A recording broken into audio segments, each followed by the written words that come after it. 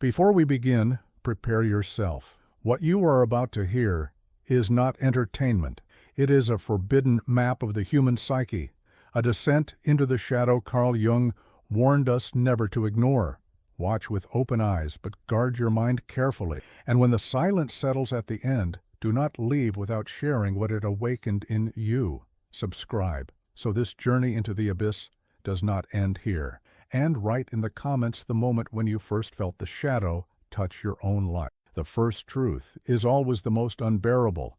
Every 40 seconds, somewhere in the world, a person ends their own life, not because of outer catastrophe, but because of an invisible weight pressing from within, a shadow that no one else could see. This is where our journey begins, not with the pulse of darkness. Imagine entering a room that looks ordinary, books on the shelves, curtains breathing and then noticing that every mirror inside is fractured, reflecting not your face, but a distorted echo. This is the sensation Jung described when he uncovered what he called the hidden map of evil, a psychic cartography that revealed one archetype capable of unraveling even the most luminous soul. Jung did not stumble on this idea by chance. He walked into it like one walks into a storm already forming on the horizon. In his Zurich clinic during the 1920s, patients arrived with trembling hands and whispering voices, speaking of presences that did not exist in the visible world. They were not hallucination in the medical sense. They were archetypal figures emerging from the collective unconscious, shadows with shape and intention. One patient, a young man with eyes that never seemed to focus, confessed that he felt followed by a silent companion who laughed at his kindness. "It feeds on me," he whispered, "especially when I give too much of myself." Jung recognized the pattern. This was not simple paranoia. This was the archetype of evil revealing itself, not as an external demon, but as an internal predator, hiding in empathy itself. To understand this, Jung warned, one must accept that evil is not merely the absence of good. It is an independent force of psyche, a pattern of energy with its own gravitational field. Modern neuroscience has confirmed that destructive patterns light up neural networks in the brain like storms, particularly in regions tied to reward and threat detection. What Jung intuited nearly a century ago is that the human mind contains programs, archetypes that can hijack behavior, creating illusions that enslave the empathic, those who feel the pain of others as if it were their own. History whispers the same truth. Ancient Christian mystics spoke of the Antichrist not merely as a figure of end time, but as an energy of inversion, a spiritual counterfeit that poisons the compassion. In Buddhism, the demon Mara was said to whisper temptations into the ears of monks meditating under the Bodhi tree, not by brute force, but by distorting their sense of duty and kindness. In Greek tragedy, Nemesis emerges not to punish cruelty, but to punish excessive generosity that destabilizes cosmic balance. These are cultural masks of the same psychic force Jung identified, an archetype that enters through the open gate of empathy. The signs are never obvious at first. You might feel it as a chill when you agreed to one more unreasonable request, or as a silence that follows your generosity, leaving you strangely hollow. In the beginning, it looks like love, like loyalty, like sacrifice, but every gesture drains you, and in the drained silence, something else takes root. Jung wrote that this archetype mimics the voice of conscience, but directs it toward your destruction. Imagine hearing your own thoughts urging you to help, to give, to endure. Yet behind the tenderness, there is a whisper, venomous and cold. More, until nothing remains. The progression is inevitable once it begins. The empath becomes the stage where the archetype plays its theater. First, the erosion of boundaries, a friend's demand, a family member's manipulation. Then, the confusion. The empath doubts themselves, wondering if perhaps they are selfish for resisting. Finally, possession. The empath's identity dissolves into service of the predator, feeding it while believing they are saving another. Jung saw this so often that he mapped its stages in his notes, warning that without intervention, the archetype of evil does not stop at consuming energy. It drives its host to collapse, sometimes to madness, sometimes to death. But this is not merely a private story. The archetype expands beyond individuals into families, communities, nations. Consider the way cults demand endless devotion, how regimes manipulate compassion for the suffering of the people while devouring them alive. These are collective possession, fields of distorted reality where empathy itself becomes the leash. The empath, whether individual or society, becomes the willing slave of the archetype. Jung compared this to a dark star collapsing in on itself, a psychic black hole devouring everything drawn too close. What, then, is the protocol of survival? Jung's answer was not resignation, nor blind resistance. It was consciousness. Awareness is the only shield, he wrote, for what is conscious cannot be possessed. The empath must learn to recognize when their kindness becomes a weapon against them, to set immediate boundaries, to withdraw strategically as one withdraws from a battlefield. Consciousness turns empathy from an open wound into a disciplined light, capable of seeing the predator's smile for what it is. And yet, the conclusion is heavier than the warning. Jung believed that the archetype of evil is not an external enemy to be defeated, but an inner twin to be acknowledged. To deny it is to fall prey to it. To meet it with open eyes is to transform it.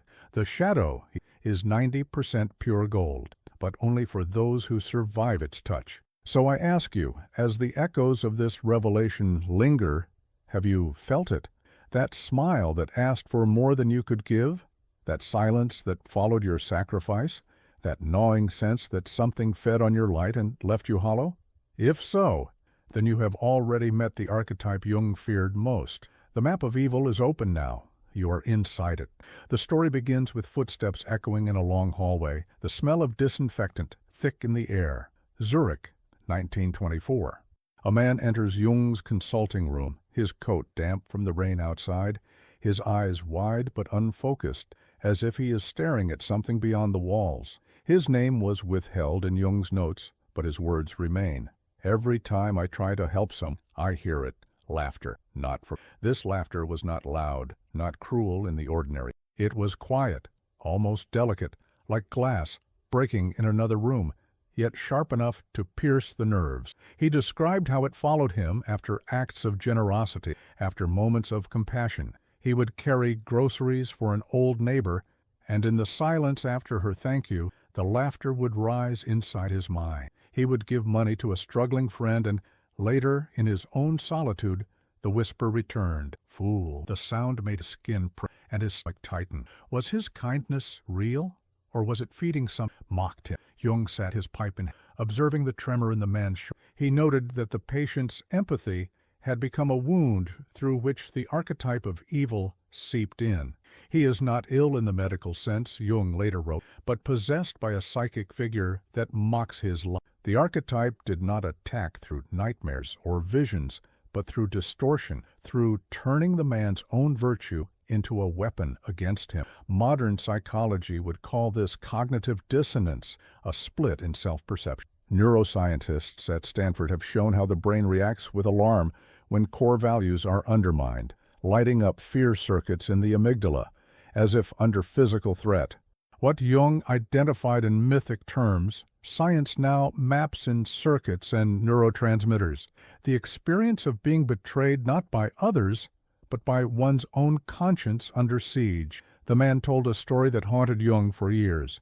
Once, he had taken care of his younger sister when she was gravely ill. He spent nights at her bedside, feeding her soup, wiping sweat from her forehead. But one night, as he handed her water, he felt the laughter surge, louder than ever, echoing in his skull. His sister looked at him with gratitude, yet he felt the gratitude was poisoned, hollow, as if her thank you was a mask. I dropped the cup, he admitted, his hands, because I thought for a moment that I wanted her to stay sick, that I wanted to keep being needed. He broke down in Jung's office, confessing that the laughter had made him suspect his own soul. Jung leaned forward, his voice calm but heavy. This is the work. It is not you who wishes. It is the archetype, feeding through your empathy. It twists your care into dependency, your love into hunger, and then it laughs. Ancient traditions foresaw this danger. In Christian mysticism, the concept of the false angel of light described beings that appear radiant, whispering words of duty and compassion, but whose ultimate goal, destruction. In Hindu philosophy, the asuras were said to disguise themselves as benefactors, offering gifts that bound mortals into servitude. In Norse sagas, Loki laughs not at cruelty, but at generosity that becomes self-sabotage. All these are faces of the same archetype Jung's patient encountered, the deceiver that enters not through hatred, but through kindness. The signs for this man were chilling. He began to feel drained after every good deed, as if his energy was siphoned off by an unseen parasite. His dreams were filled with corridors where he ran endlessly, carrying burdens that dissolved into sand. He would wake up exhausted, uncertain whether he had helped anyone at all or simply fed the shadow. His life became an endless performance of care, but each act hollowed him further. Jung documented how the possession deepened. First, the man lost the joy of empathy. Then, he lost his boundaries, giving until his own life was collapsing. Finally, he lost trust in his own motives, unsure whether he was kind or cruel, savior or jailer. This was the stage Jung feared most, when the archetype convinces the empath that they themselves are corrupt, their kindness is poison, leaving them with no anchor. To strip a man of his trust in his own soul, Jung wrote, is to destroy him. But the story did not end there.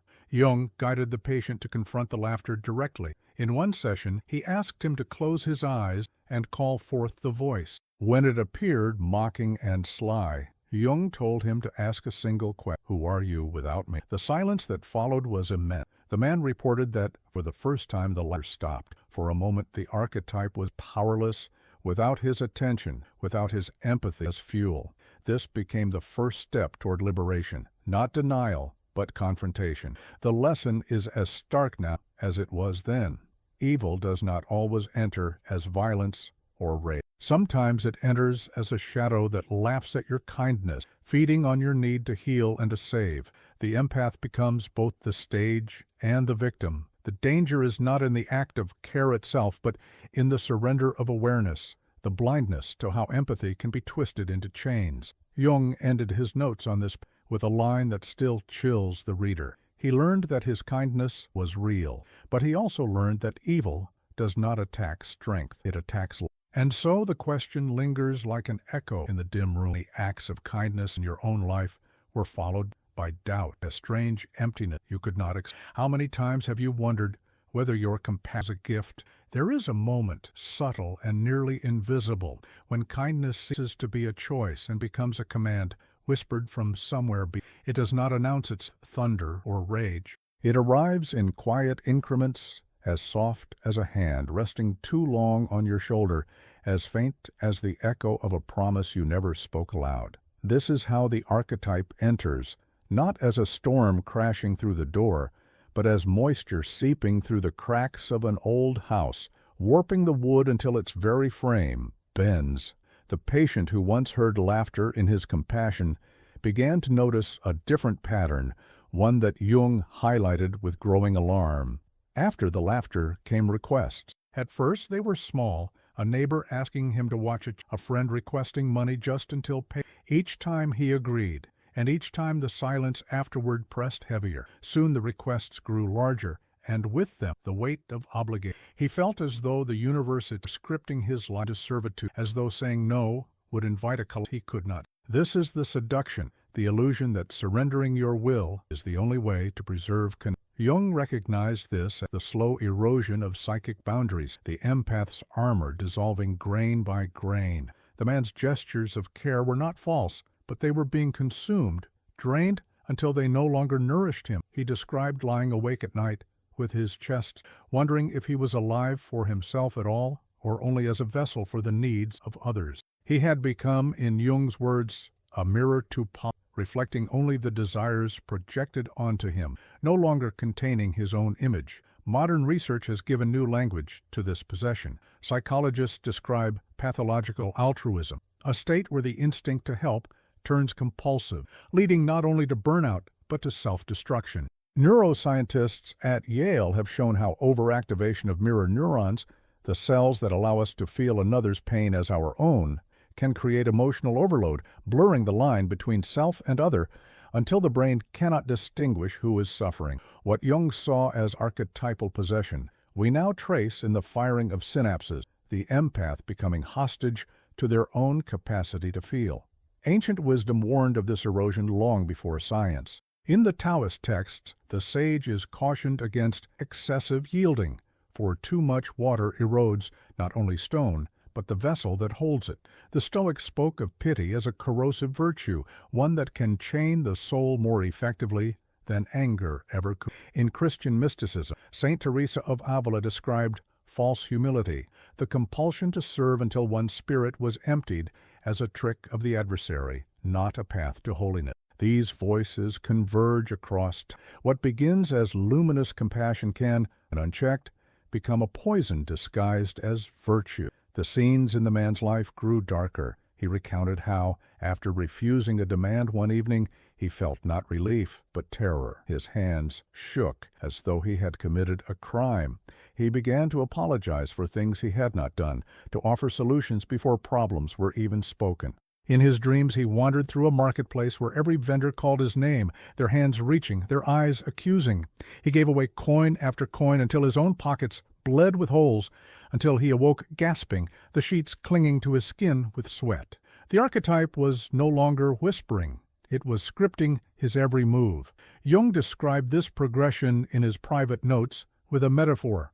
It begins as a smile, becomes a song, and ends as chains. The empath seduced does not see the chains forming. Each link is forged by a yes spoken too quickly, a no swallowed in silence, a boundary erased with the stroke of duty. By the time the chains are felt, they are already heavy enough to drag the soul into exhaustion. This erosion follows stages that are as predictable as the phases of nightfall. First, the twilight of confusion, when the empath senses something is wrong but cannot name it. Then, the deepening dusk, when every act of kindness feels required, demanded, stripped of joy. Finally, the midnight of possession, when the empath believes their very existence has meaning only in serving others, even if it destroys them. Jung warned that this is the moment when the archetype becomes indistinguishable from the self, when the empath mistakes their own annihilation for love. Collectively, this pattern mirrors the mechanics of manipulation, societies and families alike. Whole groups can be seduced into believing that their sacrifices are noble, while their oppressors grow fat from their devotion. The tyrant does not always rise by force. Often he rises by convincing the empathic to carry his burdens until they collapse. This is why Jung compared the archetype of evil to a parasite. It cannot create, it can only consume, weaving webs of obligation until the host can no longer remember the taste of freedom. What is the cost of such seduction? Jung observed it in his patient. A man once vibrant now walked as if under water. His laughter muted, his eyes dulled by fatigue. He could no longer discern whether his care was chosen or compelled. His empathy had been hollowed out, leaving only the husk of compulsion. And in that husk, the archetype thrived. There is a silence that follows this, a silence heavy enough to feel like a tomb. It is the silence of someone recognizing too late that their boundaries were not stolen, surrendered piece by piece. Yet within that silence lies the faintest spark of awareness, and Jung believed awareness was the first act of defiance. And so the question deepened, lingering like a whisper at the edge of consciousness. When was the last time you said yes out of fear, not choice? When did your kindness begin to feel like debt? And can you trace the moment when the smile at your generosity shifted into chains around your soul? There is no thunderclap when the descent begins. The first stage is almost invisible, like a faint shadow sliding across the surface of clear water. It begins with the whisper, not a voice that can be traced, not a sound that others would recognize, but a private resonance inside the empath's mind, urging them to give just a little more, to stay silent when their instincts scream otherwise, to endure what should not be endured. This is twilight, the first dimming of inner light. Jung described it as the subtle displacement of the center of gravity, where one's life starts tilting toward the demands of the other. In this stage, confusion is the reigning sensation. The empath notices an unease that cannot be named. They leave conversations feeling strangely hollow, as if they have been feeding someone with their spirit rather than their words. They catch themselves rehearsing apologies for things they never did, wondering if perhaps they are the source of every discomfort around them. It is here that the archetype plants it, wrapping it around guilt and kindness alike. Neuroscientists today would identify this as hyperactivation of the anterior cingulate cortex, the brain's error monitoring system, where the empath begins to feel responsible for every disharmony in their environment. What Jung called possession, modern science describes as neural overfiring, but the experience remains the same, a soul pulled into endless self-blame. The second stage is dusk, the thickening of shadow. The demands become larger, and the empath's capacity to resist shrinks. They begin to hear the archetype not only as a whisper, but as a rhythm, a constant drumbeat beneath every thought. They justify the pain of giving too much by telling themselves that love requires sacrifice, that endurance is the proof of goodness. Their dreams grow darker, filled with images of weight, of corridors lined with faces calling their name. Jung recorded how patients at this stage often described sensations of being watched, followed, drained, not by physical entities, but by a presence that lived in the margins of every interaction. Here, history mirrors psychology. The mystics of the desert spoke of the noonday demon, an oppressive force that arrived not with violence but with heaviness, making every act of faith feel futile. In Buddhist texts, Mara intensifies his whisper when the seeker grows weary, promising relief if only they yield. In Greek tragedy, this is the point where hubris, excess devotion, excess trust, calls forth nemesis. The dusk of the empath is universal, marked by the collapse of boundaries, a slow erasure of self. The third stage is midnight, possession in its fullest form. The empath no longer distinguishes their will from the archetype's hunger. They believe they exist solely to give, to absorb, to endure. Their health crumbles, fatigue becomes constant, illness takes root. Jung wrote of patients who lost their voices entirely, unable to speak for themselves after years of living only for others. Today we call this psychosomatic collapse, the body carrying the wounds of a spirit that could not say no. Studies from Harvard on chronic stress confirm that excessive self-sacrifice weakens the immune system, leaving the empath vulnerable not just to exhaustion, but to disease. What began as compassion has become slow suicide. In this midnight stage, the archetype laughs openly. It no longer needs disguise, for the empath has surrendered their image of self. Jung described this laughter as cold fire, a paradox that burns without warmth, consuming without light. Patients reported feeling as though they were puppets, moved by invisible strings, performing acts of care that no longer felt like choices. They were alive, but hollow, like candles that had already burned down to smoke. And yet there is a fourth stage, more dangerous than midnight, dawn. At first it looks like a return of life. The empath believes they are free because they have survived. They tell themselves they can rebuild, that the worst is over. But Jung warned that dawn can be the cruelest illusion. For in this stage, the archetype retreats just enough to let the empath breathe, then tempts them back into the same cycle. It offers a smile, a soft voice, a promise that this time things will be different. And the empath, desperate to believe, opens the door once more. This is the stage of relapse, of endless return, where the chains are not broken, but merely polished. Collectively, societies follow the same stages. First, the whisper of propaganda that shifts perception. Then, the dusk of conformity, where dissent grows costly. Midnight arrives as full possession. Tyranny, cults, mass manipulation where individuals no longer recognize their own thoughts. And dawn? It comes when the regime crumbles and survivors vow never again, only to find years later that the same archetype has returned in new form, wearing a different mask, whispering the same command. Jung's warning was not gentle. What is not made conscious, he wrote, returns as fate. The stages are not only personal but cyclical, spiraling through generations until someone, somewhere, sees the pattern and names it. Naming is the first act of resistance, for what is named cannot hide. And so the question, heavy and dangerous, presses forward. Which stage holds you now? Are you still in twilight, sensing unease without clarity? Are you in dusk, where the demands suffocate you comply? Are you already in midnight, hollowed? Or are you in dawn, mistaking the archetypes? The answer matters. For recognition, survival. The whisper, the dusk, the midnight, the false. All are chapters in the same story. And the story is still being written. It is one thing when an individual collapses under the weight of their own compassion. It is another when entire nations bend the same archetype. Jung warned that what grips one soul can also grip millions, and when it does, the consequences are written in blood and fire across history. Evil, in its collective form, rarely begins with cruelty. It begins with an appeal to empathy. The tyrant does not seize power by promising suffering. He rises by promising to protect the people, to heal their wounds, to carry their burden. The seduction is the same as in the private heart, only amplified to the scale of civilization. The whisper becomes a slogan. At first it sounds noble.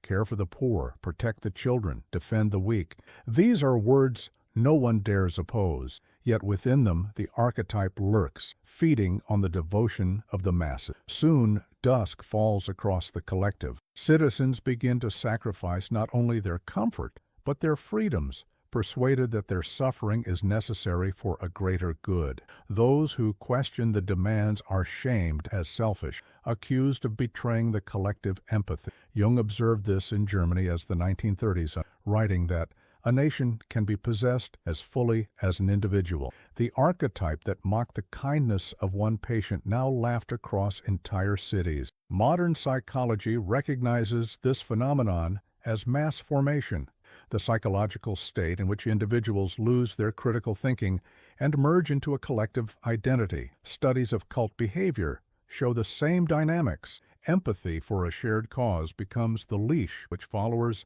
are led into. Neuroscience has revealed that the same mirror neurons that allow one person to feel another's pain can, in group context, create a trance-like state where dissent feels impossible. This is why millions can chant slogans, march in lockstep, and surrender their will to a leader who promises salvation while leading them into ruin.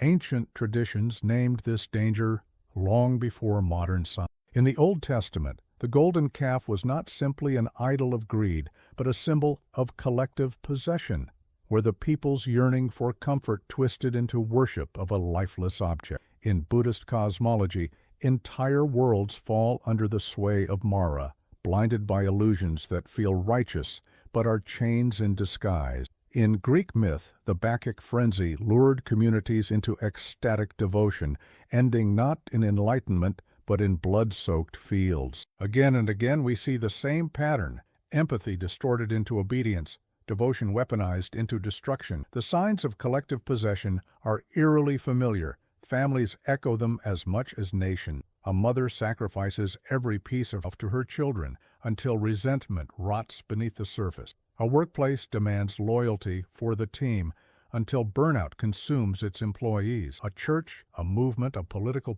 proclaims its compassion, silencing, feeding on the devotion of its followers until individuality. Each scenario is a smaller mirror of the same archetype that grips entire society. Jung wrote of this with a tone of dread. Once the archetype expands into the collective field, resistance is nearly impossible. The individual is swept into a tide that believes itself holy. He compared it to a psychic infection, where each person becomes a carrier, transmitting obedience, silencing questions, demanding sacrifice from others as they have sacrificed themselves. The laughter that haunted his patient now echoed in parades, in speeches, in the dead eyes of crowds chanting in unison. History confirms the horror of these stages. The Inquisition burned heretics not out of hatred alone, but out of acclaimed compassion for their souls. Totalitarian regimes demanded loyalty for the sake of the people while starving millions. Even in modern times, empathy for victims can be twisted into justification for endless wars, surveillance, and the erosion of freedoms. The archetype knows that cruelty repels, but compassion seduces. It hides inside the most noble words, draining societies until they collapse under their own devotion. And yet, Jung insisted, there is always, even in collective possession, an individual consciousness can resist. He believed that awareness was contagious too. that a single person seeing the shadow could disrupt the illusion for many. The possession ends when enough eyes recognize the mask what it is. This was not naive optimism. It was a hard-won insight from years of watching archetypes rise and fall in patients and in nations. The question, then, is not abstract. It is immediate. Look around. Where are you being asked to give, to surrender, to obey in the name of compassion? Where are boundaries being erased under the banner of unity? Where does your society smile at your kindness while binding you tighter with chains? The archetype has many names, many faces, but its method is always the same. It seduces through empathy until empathy becomes the weapon of your own destruction. And if you listen carefully beneath the slogans and promises, you might still hear it. The same laughter that haunted Jung's patient, now amplified across entire generations. There are no flashing lights to warn you, no sirens to announce that the archetype has entered your home, your relationship, your very thoughts. Evil does not stride forward in black armor. It hides behind a smile, behind duty, behind the soft echo of words that sound like love. Its signs are invisible precisely because they appear so ordinary. The greatest danger is not that you will miss them, but that you will explain them away, calling them kindness, loyalty, or responsibility. The first sign often feels like warmth. You give, and for a moment there is gratitude, but it fades too quickly, leaving behind a hollowness that gnaws. Imagine a friend thanking you, their eyes wide with, and yet when you walk away, something inside feels drained, as if a piece of your life. That emptiness is not absent. It is the footprint of the archetype. Jung described it as a chill left behind where love should have been fire. Modern psychology speaks of compassion, fatigue, where overextended empathy rewires the nervous system to register depletion instead of joy. The science is new, but the experience is ancient. Another sign appears in silence, not the peace of stillness, but a suffocating quiet that follows acts of care. A mother cooks for her grown children every night, though her body aches. They eat without noticing her exhaustion. When the plates are cleared, she sits alone in the kitchen, surrounded by shadows, the silence pressing against her chest like a weight. She tells herself it is normal, that this is what mothers do. But in Jung's language, she has already stepped into the web, for the archetype thrives on silence, the silence of swallowed protest, the silence of unshed tears, the silence that grows when boundaries are erased. Then comes the smile, not your own but theirs, a smile that feels too rehearsed, too hungry. You recognize it only later, when you realize it carried no warmth, only satisfaction at your compliance. That smile is the hook of the empath. You saw approval, but what you fed was control. Jung wrote of this as the venomous smile, the mask that cloaks manipulation in sweetness. It is the predator's favorite disguise, gratitude that binds, affection that enslaves. Dreams often betray the truth before waking life does. Patients described walking through corridors lined with mirrors, but every reflection was distorted. Some saw themselves faceless, others carrying burdens too heavy to lift. A woman once told Jung of a recurring dream where she fed a stranger at her table, only to watch as he grew larger and larger while she... These dreams, Jung insisted, are not random. They are the psyche's attempt to scream what the conscious mind refuses to admit. You are being consumed. Collective signs echo the personal ones. A society begins by making small sacrifices for the greater good. Rationing, restrictions, silenced voices. At first they seem temporary, even noble, but soon the dissenters vanish. Smiles become rehearsed, hollow. The archetype has moved from one house to an entire people. Jung compared this to a fog descending over a valley, suffocating life, not with violence, the slow with spiritual traditions. These subtle. In the gospel, the false prophet not as beasts, but as shepherds, gentle in appearance, deadly in intention. In Buddhist parables, Mara's greatest weapon is illusion so ordinary it feels natural. In Sufi poetry, the enemy is not the sword, but the soft whisper that convinces the heart to betray itself. Evil does not roar, it whispers, it smiles, it hides in plain sight until it becomes indistinguishable from daily life. And so the empath is left walking through their days with an unease that has no name. They give and feel emptier.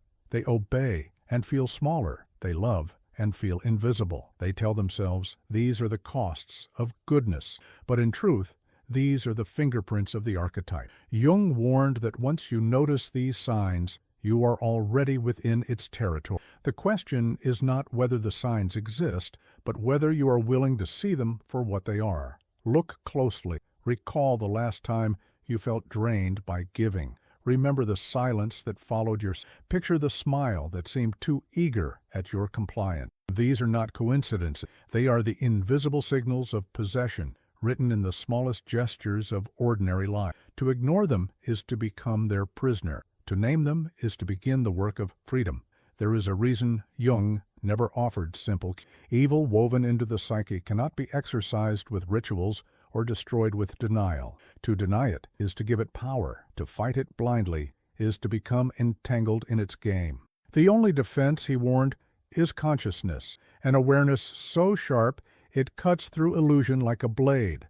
Awareness does not silence the archetype, but it strips away its camouflage, and once seen, the predator cannot seduce as easily.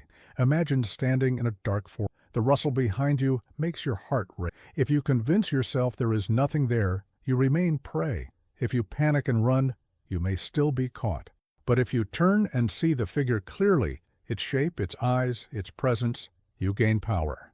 Jung insisted the same is true within the psyche. The archetype thrives in shadows, feeding on confusion, growing in silence. Awareness is not escape. It is survival. The protocol begins with the smallest act, naming. When you feel the emptiness after giving, do not explain it away. Call it what it is, depletion, not devotion. When silence presses after your sacrifice, recognize it as absent, not peace. When the venomous smile appears, identify it as control, not gratitude. Naming is not enough to break the chain, but it weakens the clasp. Jung compared it to striking a match in a cavern. The darkness does not vanish, but it is revealed. The second step is limit, a boundary set with clarity, immediate and firm, not a negotiation, not an apology disguised as resistance. Boundaries must be spoken like verdicts. No. Heap. Enough. I will not. Jung called this the reclaiming. Modern psychology calls it assertiveness. Neuroscience shows that when individuals enforce boundaries, the brain's threat circuits calm, while self-regulation centers strengthen. The body itself responds as if armor has been restored. In spiritual traditions, this is mirrored in the idea of sacred space, the circle drawn against intrusion, the altar protected from defilement. Boundaries are not cruelty. They are survival. The third step is withdrawal, not as cowardice, but a strategy. To stay in the battlefield when the enemy has already infiltrated is madness. Jung often advised patients to retreat from relationships, roles, or communities that drained them. A fortress can only stand if its walls are rebuilt, he wrote. Withdrawal is not abandonment, but repair, the gathering of strength in silence. History echoes the same wisdom. Monks retreating to the desert, shamans fasting in the wilderness, warriors stepping back to sharpen their blades. Survival demands distance when infection spreads. The final step is confrontation, not violent, but direct. To face the archetype within yourself, the compulsion to please, the urge to serve at the cost of your soul, and ask it the question Jung taught his patient, who are you without me? This act of inquiry turns the mirror back onto the predator. And often what seemed invincible flickers, for its power lies not in strength, in your willingness to feed it. The confrontation is terrifying, but it is also liberating. It is the moment when the empath ceases to be prey and begins to reclaim their will. These protocols are not abstract. They are immediate, practical, urgent. They demand vigilance. Awareness is not a state achieved once, but a shield that must be raised daily. Boundaries must be spoken again and again. Withdrawal must be chosen when chains grow heavy. Confrontation must be faced in moments of unbearable clarity. Jung never promised ease. He promised only truth. Survival requires effort, as fierce as the archetype's hunger. And yet, there is hope buried in this grimness. For every act of awareness weakens the hold. Every no spoken with conviction cracks the chain. Every withdrawal creates space for the soul to breathe, Every confrontation plants a seed of freedom. Jung believed that even in possession, the psyche carried within it a spark indestructible, a fragment of light the archetype could never divide. Awareness does not create this, it reveals it. So listen close. Your survival is not in endless giving, not in endurance, not in silence. Your survival is in seeing clearly, speaking firmly, retreating when necessary, confronting when inept. Consciousness is the only shield. And in a world where the archetype wears countless masks, to carry such a shield is not only survival, it is defiance. There comes a moment when even the most carefully woven disguise tears open. The archetype feeds on shadows, thrives on silence, and cloaks itself in the language of duty and love. But no mask holds forever. Jung described it as the breaking of a psychic mirror, when the reflection no longer matches the image projected. For the empath, this collapse is terrifying. It is the instant when the illusion of safety shatters and the predator's face is revealed. The patient who once trembled under laughter reached this point after years of servitude. He had given until his body shook, until his voice cracked, until his very dreams bled emptiness. And then one evening he looked into the eyes of a friend he had carried for too long. The man was smiling, thanking him again for yet another sacrifice. But this time something was different. He saw not gratitude, but hunger. He saw not warmth, but calculation. In that moment the mask dissolved. He felt the cold clarity of recognition. This was never love. This was consumption. The collapse of illusion is often violent in its silence. There is no scream, no thunder, only the sudden chill of seeing what was always there. Jung compared it to stepping into a room and realizing the furniture has been rearranged, though no sound betrayed the change. The empath feels disoriented, betrayed by their own perception. What they believed to be devotion now reeks of manipulation. What they cherished as connection now stinks of dependence. The collapse leaves them dizzy, uncertain of every memory, every bond. Modern psychology calls this moment cognitive dissonance overload, the point when conflicting realities can no longer be reconciled. Studies show the brain responds with shock, flooding the body with stress hormones as if survival itself were at stake. The empath feels their chest tighten, their thoughts fragment, their body tremble. Yet within the terror lies something crucial, the seed of awakening. For the archetype depends on illusion. Once unmasked, its power falters. Ancient traditions echo the same truth. In Christian mysticism, the devil is described as powerless once named. In Buddhist parables, Mara's illusions dissolve the moment the seeker points and says, "I see you." In Greek tragedy, the downfall always comes when the mask is torn away, when the audience sees the hidden flaw, when truth floods the stage. Across time, the same revelation emerges. Recognition is rupture, but rupture the beginning of freedom. The signs of collapse spread through the empath's life like cracks. They notice the exhaustion in their body and no longer They feel resentment in their chest and no longer call it duty. They see the smile of approval and recognize it as control. Each recognition is painful, like tearing flesh from bone, but each is also liberating. For every illusion broken is one chain removed. Jung wrote that freedom is not given by gods or rulers. It is seized in the moment one sees truth too clearly to deny. The collapse is not gentle. It rarely ends relationships quietly. Families fracture, friendships burn, loyalties crumble. The empath who awakens becomes dangerous to those who fed on their light.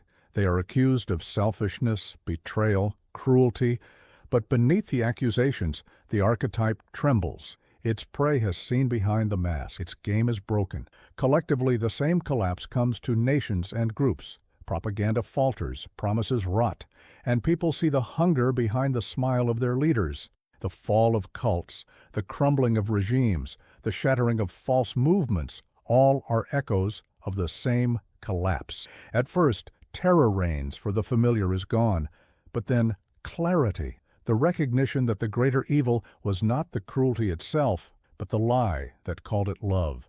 And yet, Jung warned, collapse is only the beginning. Recognition alone is not enough. The archetype does not vanish when unmasked. It recoils, it hides, It waits for the chance to return. The danger after collapse is despair, the temptation to believe that all love is illusion, that all compassion is slavery. To fall into that abyss is to lose more than illusion. It is to lose faith itself. Survival demands a harder path, to hold both truths, the reality of evil and the possibility of goodness, without collapsing into either extreme. The moment the mask breaks is both horror and gift. Horror, because the predator is revealed. Gift, because the empath sees clearly for the first time. Jung called it the night when eyes adjust to darkness. The collapse destroys illusions, but it also prepares the soul for something greater, the chance to live without chains, to love without being devoured, to walk with awareness as shield and sword. And so the question now becomes sharper, more personal. What mask you believed in for too long? Whose smile hides hunger? Whose silence weighs like chains? And when it breaks, will you have the strength to look at it without turning away? There comes a night when running is no longer, when the laughter, the hunger, the hollow silences have already burned through every disguise. The empath, once drained and blinded, now stands in the center of their own darkness. This is the confrontation Jung feared and yet demanded. The moment when the shadow must be faced not as enemy alone, as twin. For the archetype of evil, no matter how venomous, is not foreign. It is born from the same unconscious that births love, imagination, and faith. To deny it forever is to remain its slave. To face it is to risk everything, but it is the only path toward freedom. The confrontation does not unfold with grand gesture. It is quiet, terrifying in its intimacy. Jung guided patients into this territory with whispers, not proclamations. He asked them to sit with the figure they feared most, to close their eyes and meet the predator inside. One woman described seeing a shadow with her own face, only sharper, crueler, its smile filled with accusation. Another spoke of hearing her own voice mocking her, telling her she was worthless. These encounters are not hallucination, they are revelation. They strip away the illusion that evil is only out. They show its home inside the psyche, waiting to be named. Modern psychology mirrors this confrontation in the practice of shadow work, where individuals are guided to face the disowned parts of them: envy, rage, fear, despair. Neuroscience confirms that when avoided emotions are brought into conscious awareness, the amygdala's terror response lessens and the prefrontal cortex strengthens, giving clarity where once there was panic. Jung saw this decades before scanners could map the brain. What is unconscious controls us, he wrote, until we make it conscious. The confrontation is staged like a play. First, the recognition. This voice, this laughter, this hunger is not divine, not fate, but part of me. Second, the defiance. You exist, but you do not command. Third, the question that unmasks, who are you without me? And finally, the integration, the willingness to take back what the archetype twisted. Jung called this reclaiming the gold hidden in the shadow. The empath learns that the same depth that made them vulnerable, their sensitivity, their devotion, is also their strength, once unchained from compulsion. Spiritual traditions echo this with fierce clarity. In Christian mysticism, Christ descends into hell not to destroy demons, but to liberate souls trapped in shadow. In Buddhism, the bodhisattva does not flee Mara, but recognizes his illusions, bowing to him without submission, stripping him of power. In Greek myth, Orpheus descends into the underworld not to slay Hades, but to bring back a fragment of what was lost. These stories are not fantasy. They are maps of the confrontation Jung demanded, the descent into the abyss to reclaim the self. The empath in this confrontation often feels as if they are dying. They feel the weight of years of silence, the burn of every smile that chained them, the sting of every whispered demand. They see themselves not as saints, but as accomplices, having fed the predator with their own hands. This despair is the crucible. To pass through it is to emerge with clarity. To flee from it is to remain forever ensnared. Jung warned that this stage is dangerous. Some collapse, unable to bear the weight of seeing the shadow within. They lose faith in love, in goodness, in themselves. But those who endure discover something astonishing. The laughter fades, the hunger weakens. The predator no longer appears as an enemy, but as a fragment of the self that was once abandoned. A need for power, for recognition, for survival. When embraced with awareness, these fragments cease to control. They become fuel, they become strength. The final confrontation is not victory in the ordinary sense. There are no trumpets, no applause. There is only silence. But this silence is different. Not the suffocating emptiness that followed every act of sacrifice, but the stillness of a storm finally past. A silence where the self stands scarred but intact, no longer hollow. Jung believed this was the rarest achievement, one few ever reached. Yet it was the only way to live free, to walk with the shadow not as master, not as enemy, but as companion, always seen, never denied. And so the question becomes unavoidably personal. When you face the shadow that feeds on your kindness, when you hear its laughter and its hunger, will you turn away? Or will you ask it the question that unmasks? Will you confront the darkness within and reclaim the light it stole? For in the end, survival is not escape, it is integration. And the shadow, once confronted, becomes not the end of empathy, but its guardian, sharp enough to protect, strong enough to endure, clear enough to never be deceived again. There is a silence that comes after revelation. It does not comfort, it does not soothe. It lingers like smoke in an abandoned temple, the remnants of fire long extinguished. Jung knew this silence well, for it arrives when the shadow has been named, when the predator has been confronted, when the mask has shattered. What remains is the abyss itself, not as myth, but as reality within the soul. And here, in this final chamber of the psyche, the deepest truth is whispered. Evil is not an intruder, it is a mirror. The empath who has walked through the stages, twilight confusion, dusk of obligation, midnight possession, the cruel false dawn, emerges into this silence scarred, hollowed, yet unbroken. They look back at the years consumed, the chains carried, the laughter endured, and they see not just the predator, but themselves. For it was their light that fed the darkness, their devotion that forged the shackles. This realization cuts sharper than any cruelty inflicted from without. Jung called it the unbearable truth, that what enslaves us is born from within, shaped by our own refusal to. Modern thinkers describe this as integration, the synthesis of shadow and self. Neuroscience affirms that awareness rewires the brain, creating new pathways that no longer default to fear or submission. Philosophy, from Heraclitus to Kierkegaard, echoes the same paradox. To live fully is to embrace the terror of existence, the dance of opposites, the coexistence of light and shadow. Yet none of this removes the chill that seeps into the bones when the archetype of evil is recognized not as other, but as kin. Ancient voices haunt this. In Christianity, Christ's final cry on the cross, "Why have you forsaken me?" is the human encounter with the abyss, the silence of God where only shadow answers. In Buddhism, the enlightenment of the Buddha comes not in fleeing Mara, but in seeing him clearly, unblinking beneath the Bodhi tree. In the Greek tragedies, heroes descend into darkness only to discover that the gods themselves carry cruelty in their essence. Every culture testifies to the same truth. The abyss is not to be escaped, but endured. The philosophical climax is this: evil is not annihilated. It is recognized, integrated, carried. To imagine otherwise is to fall into illusion again, to wait for some savior who will cleanse the world of. Jung shattered that hope. The world will ask you who you are, and if you do not know, the world will tell you. To know who you are is to know the shadow that walks beside you. To live is to resist its possession with vigilance, every day, every hour, without end.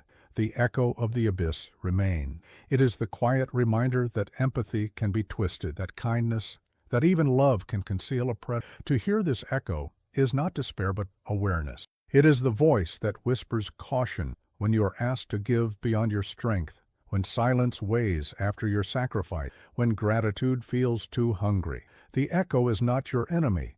It is your warning. It is the trace of survival carved into the soul. And so the journey ends not with light breaking the horizon, but with eyes that see clearly in darkness. The empath who survives escaped. They have learned its shape, its hunger. They walk now with consciousness as shield, boundaries as armor, withdrawal as strategy, confrontation as weapon. Are scarred, yes, but their scars are mapped, reminders of battles endured and illusions shattered. The abyss does not disappear. It waits. It always. But the one who has walked its depths does not fear it any. They carry its echo within them, like a bell tolling in the distance, a reminder of the cost of blindness and the price of awakening. So I leave you with this final truth carved in the voice of Jung himself. The shadow is not a curse to be denied, but a truth to be carried will always. And if you dare to see it, if you dare to name it, then even in the deepest abyss, you will not be consumed. Now the silence is yours. Listen to it. Let it ask you, where has the archetype already touched your life? And what will you do now that you can no longer pretend not to? If these words resonated, share your thoughts in the comment. Subscribe if you are ready to walk further into these forbidden maps. And tell me, have you ever felt the echo of the abyss in your own life?